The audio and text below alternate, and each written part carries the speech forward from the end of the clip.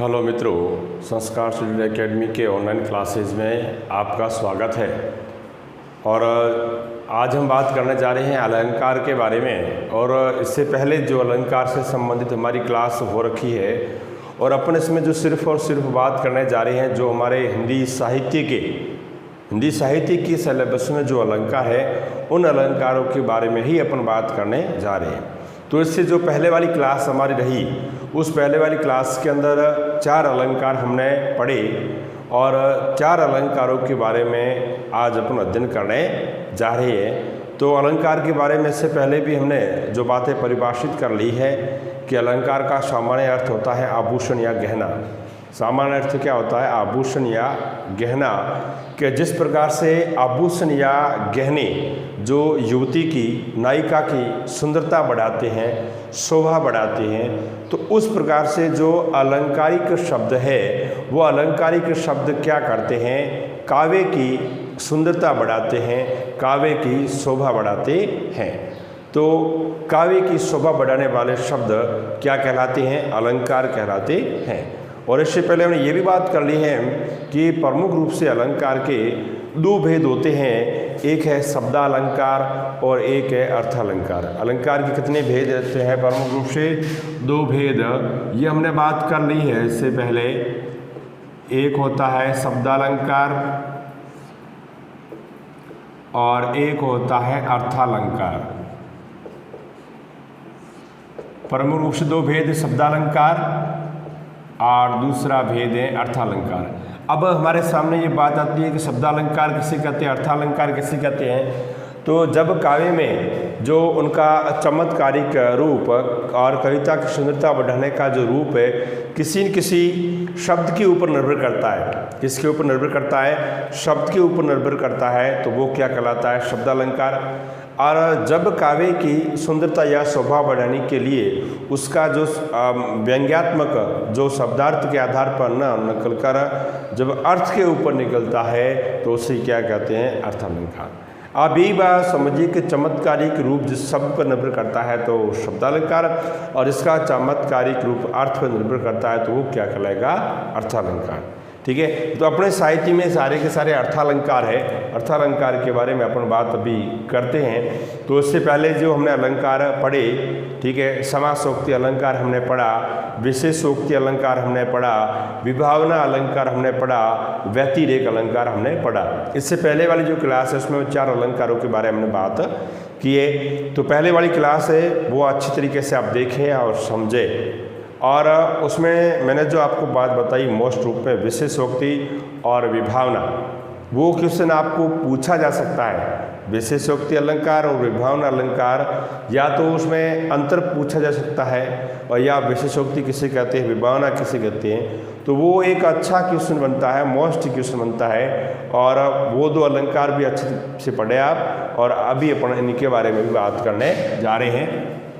तो देखिए, प्रतीप अलंकार हमारा है। तो प्रतीप शब्द का आशय, प्रतीप शब्द का अर्थ क्या है? उल्टा या विपरीत। इसमें जो बात क्या होगी? अपोजिट, विपरीत बात होगी जो हमने पढ़ा है और उसमें उल्टी बात होगी। कैसे? कि जैसे उपमेय के बारे में हमने पढ़ा, उपमान के बारे में हमने पढ़ा।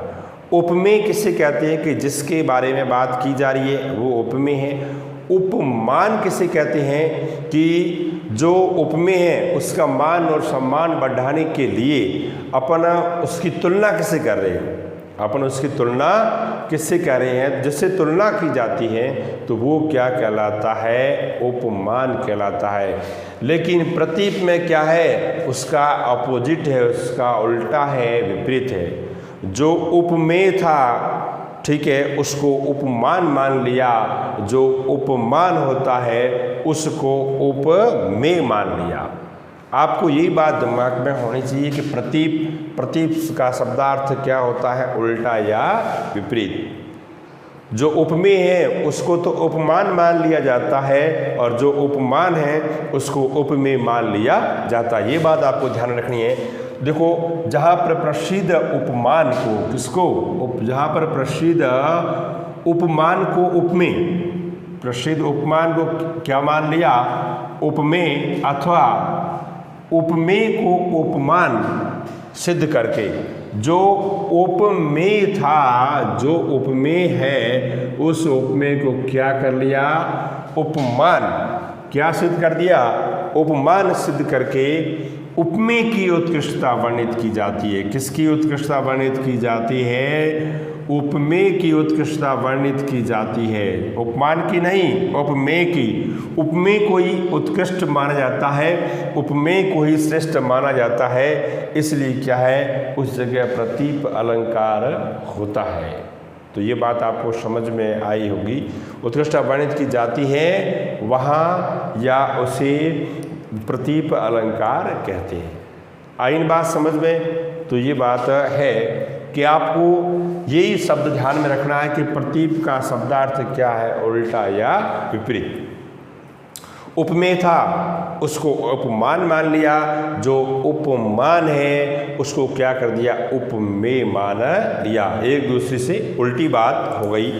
ठीक है, तो देखो जैसे इसका उदाहरण है, काहे कर्त गुमान, काहे कर्त गुमान, गुमान शब्द का अर्थ होता है घमंड, कर्त गुमान मुख, ठीक है, मुख सम मंजू मयंक, और मुख, इसमें जो काहे चंद्रमा है वो काहे को गुमान कर रहा है, घमंड कर रहा है, काहे कर्त गुमान मुख, मुख सम मंजू मयंक। इसमें ये बात बताई जा रही है कि चंद्रमा के आगे, और जो इसकी बात की जाती है, और चंद्रमा को उसमें, जो चंद्रमा इसमें क्या है, उपमान होता है, लेकिन इसमें उत्कृष्ट और श्रेष्ठ किसे बताया जा रहा, मुख को बताया जा रहा है, कि इस मुख के आगे चंद्रमा कुछ नहीं है, इस मुख के आगे चंद्रमा कुछ नहीं है। अपन उदाहरण के तौर पे ऐसी भी बात करते हैं कि सीता का मुख चंद्रमा के समान है, सीता का मुख चंद्रमा के समान है, चंद्रमा को सुंदर,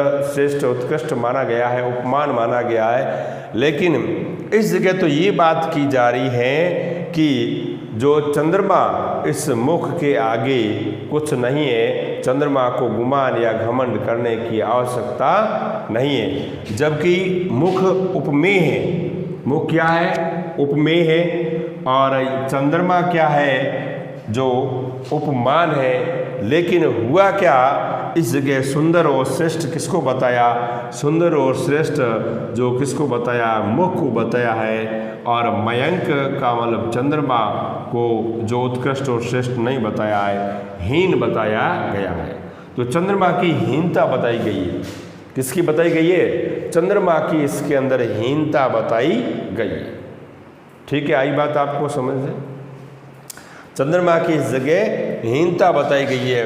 और वापस सुन लो, काहे कर्त गुमान मुख, ठीक है, मुख सम मंजू मयंक, और जो इस मुख के समान तो चंद्रमा है ही नहीं, मुख के समान तो चंद्रमा है ही नहीं है, चंद्रमा की हीनता बताई गई है, इसलिए इसके प्रतीप अलंकार है। तभी तो कहते हैं प्रतीप शब्द का अर्थ क्या होता है, उल्टा या विपरीत होता है। अब हमारी अगली बात ये आती है कि दृष्टांत अलंकार। दृष्टांत मूल शब्द इसमें दृश्य है, दृश्य है, जैसे कि पहली पंक्ति के अंदर जो दृश्य बताया गया है और वैसा का वैसा और दूसरी पंक्ति में भी दृश्य बताया जाता है, तो वहाँ दृष्टांत अलंकार होता है। यानी कि जो पहले एक बात कहकर फिर उस पहली बात को स्पष्ट करने के लिए और पहली बात को सिद्ध करने के लिए जब उससे मिलती जुलती बात दोबारा कही जाती है तो वहाँ पर दृष्टांत अलंकार होता है। कौन सा होता है? दृष्टांत अलंकार होता है। ठीक है, जब पहले एक बात कहकर, पहले तो एक बात कही जाएगी पहली पंक्ति के अंदर, फिर उससे मिलती जुलती लगभग जो दूसरी बात कही जाएगी वो उससे मिलती जुलती दूसरी बात पहली बात के उदाहरण के रूप में कही जाती है। जो पहली बात जो कही है उसी बात के उदाहरण के रूप में कही जाती है, तो वहाँ पर दृष्टांत अलंकार होता है। कौन सा अलंकार होता है? दृष्टांत अलंकार होता है। तो ध्यान रखना, ठीक है, प्रतीप अलंकार और दृष्टांत अलंकार, उन दोनों अलंकारों में एक बार सवाल पूछा है और हो सकता है कि इस बार पक्का चांस बनता है आपको ये सवाल पूछ लिया जाए। ढंग से पढ़ना, समझना। जैसे इसका उदाहरण, कण कण जोरे मण जुरे, कि जिस प्रकार से एक एक दाना, जो अनाज का जो एक एक दाना अपन जोड़ना शुरू कर दे तो मण जुरे, बहुत ही धीरे धीरे मात्रा में, अधिक मात्रा में वो जुड़ सकता है, अधिक मात्रा में वो जुड़ सकता है। खावत निबरे सोए, जो निबरे लोग हैं, जो काम श्रम मेहनत नहीं करते हैं, तो वो तो क्या है, बैठे बैठे यदि खाना शुरू कर दे तो वो सारे खा जाएंगे उस अनाज को, जो कण कण को जो जुड़ा है वो सारे के सारे अनाज को वो खा जाएंगे। अब बूंद बूंद ते घट भरे, कि जिस प्रकार से पानी की एक एक बूंद जब टपकती है तो एक एक बूंद से क्या है, जो घड़ा भर जाता है, एक एक बूंद से क्या भर जाता है, घड़ा भर जाता है। और टपकत रीतो होए, और उस प्रकार से वही बूंद यदि जब टपकनी शुरू हो जाती है तो वही घड़ा क्या है, वो खाली हो जाता है। तो इस प्रकार से इसमें यही बात, इस जगह कण कण जोड़ने की बात कही गई है। और फिर उसके बाद हम निबरे जब खाना शुरू कर देते हैं तो उससे नष्ट हो जाता है सारा। वही की वही बात उसमें बताई गई है कि बूंद बूंद जब घट भरे, और जब बूंद बूंद गिरती है, ठीक है, और उसको अपना संग्रहण करना शुरू कर दे तो घड़ा भर जाता है। और यदि उसी घड़े के अंदर भरी हुई जो पानी की जो मात्रा थी उसी में यदि बूंदें टपकनी शुरू हो जाती है तो भी क्या, वो भी घड़ा खाली हो जाता है। तो इस प्रकार से ये उदाहरण है दृष्टांत अलंकार में। और भी इसके कई उदाहरण हैं। करत करत अभ्यास्ते जड़मति होत सुधान, करत करत अभ्यास्ते जड़मति होत सुधान, और असरी आवत जावत ते सिल पर होत निशान। बार बार अभ्यास करने से बुद्धिहीन व्यक्ति होता है, उसमें भी बुद्धि विकसित हो जाती है। ठीक है, कि जिस प्रकार से जो कुएं के ऊपर पानी खींचते हैं, बार बार रस्सी आती है और जाती है, और रस्सी तो ठीक है जो धागे की बनी हुई होती है, फिर भी इस पत्थर पर निशान आ जाते हैं। ठीक है, तो ये बातें हैं, हमने बहुत कुछ इसके बारे में अच्छी तरह से प्रकार से कर ली है। और इन्हीं बातों को आप अच्छे से समझना, एक एक बात को, एक एक शब्द को समझना। सबसे पहले अलंकार को समझने का अच्छा तरीका यही है कि जो अलंकार का नाम है, उस अलंकार के नाम का जो शब्द का अर्थ है वही हमें सबसे पहले आना चाहिए। तो उस आधार पे क्या है कि हम सीधे बात को स्पष्ट कर सकते हैं। और इससे जो अगली बात और अपन करने जा रहे हैं, जो अगले जो अलंकार अपने सिलेबस में है, उसकी बात अगली बात और अपन अभी करते हैं। तो देखिए, इस प्रकार से अपन आगे बात करने जा रहे हैं कि मानवीकरण अलंकार। तो देखिए ध्यान रखना, मानवीयकरण कई बार अपन लिख लेते हैं, मानवीयकरण नहीं होता है, मानवीकरण अलंकार है। क्या है? मानवीकरण अलंकार है। मानवीकरण अलंकार के अंदर क्या है कि जो प्रकृति की जो वस्तुएं हैं, जो जड़ वस्तुएं हैं, और उनकी प्रकृति की वस्तुओं को, जड़ वस्तुओं को और मानवीय गुणों के साथ में, मानवीय संबंधों के साथ में जोड़कर जब बात की जाती है तो वहाँ पर क्या है, मानवीकरण अलंकार होता है। कि जहाँ अमानव पदार्थों, जो मानव नहीं है, अमानव पदार्थ कहने का अर्थ क्या है, निर्जीव वस्तुएं, जो कैसी है, निर्जीव वस्तुएं है, पर मानव सुलभ गुणों और क्रियाओं का आरोप कर लिया जाता है। और मानवता के आधार पर, मानव सुलभता के आधार पर जब आरोप कर लिया जाता है तो वहाँ पर क्या है, मानवीकरण अलंकार होता है। ठीक है, जैसे उदाहरण के तौर पर, चुपचाप खड़ी थी वृक्ष पात, सुनती जैसे कुछ निजी बात। अब देखो, वृक्ष पात का मतलब क्या है, वृक्षों की पंक्ति। क्या है? वृक्षों की पंक्ति। तो उस वृक्षों की पंक्ति को क्या बताया, चुपचाप खड़ी थी। कहने का ऐसे किसी युवती के लिए जो अपना शब्द प्रयुक्त करते हैं, वो शब्द प्रयुक्त कर लिया कि चुपचाप खड़ी थी वृक्षपात, कि वृक्षों की जो पंक्ति है वो चुपचाप खड़ी थी।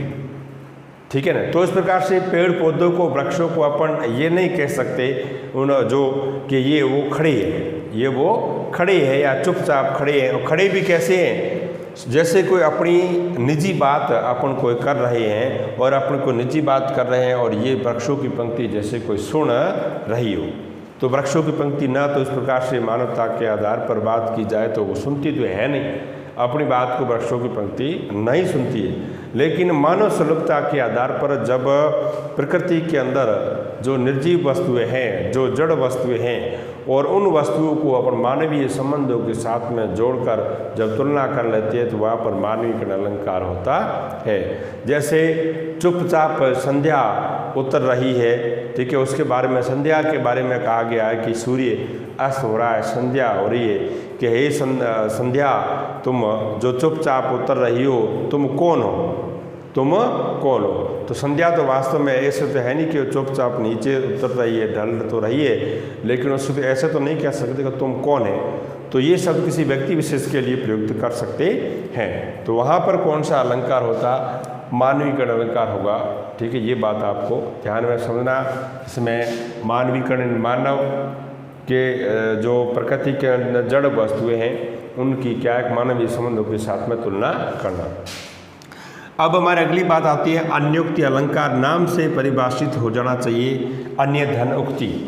अन्य धन उक्ति किसी अन्य के माध्यम से कही गई उक्ति या कथन को क्या कहते हैं, अन्योक्ति अलंकार कहते हैं। अभी इसकी बात करते हैं अपन। जब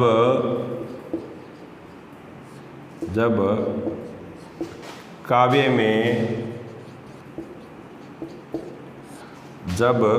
में किसी अन्य के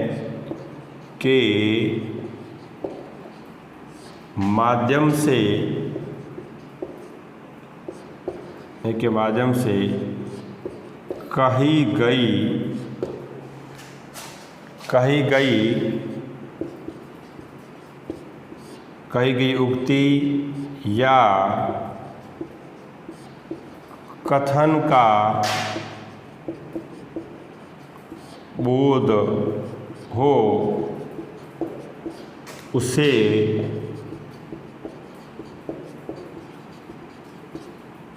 अन्योक्ति